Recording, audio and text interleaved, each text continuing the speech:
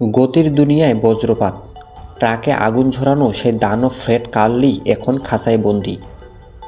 এক নিমিষেই শেষ সব। ড্রপ পরীক্ষার নিয়ম ভাঙার দায়ে 2 বছরের জন্য নিষিদ্ধ হলেন যুক্তরাষ্ট্রের এই অলিম্পিক হিরো। টোকিওতে রূপা, প্যারিসে ব্রোঞ্জ, সব অর্জন যেন আজ ধূসর কুয়াশায় ঢাকা পড়ে গেল এক নিমিষেই। মাত্র 1 বছরে 3 বার ফাঁকি দিয়েছেন ড্রপ টেস্টের নমুনা দিতে। নিয়মের বেড়াজালে আটকা পড়ল বিশ্বসেরা এই স্প্রিন্টার। 30 বছর বয়সে যখন বিশ্বজয়ের কথা, তখন আগামী 2 বছর তাকে থাকতে হবে ট্র্যাকিংয়ের বাইরে নিভৃতে। এই নিষেধাজ্ঞা কি শুধুই শাস্তি, নাকি ফ্রেড কার্লির ক্যারিয়ারের কফিনে শেষ পেরেক? ক্রীড়া বিশ্ব আজ স্তব্ধ। মনে রাখবেন, নিয়মের উপরে কেউ নেই, সে যত বড়ই মহাতারকা হোক না কেন। বিদায় কার্লি।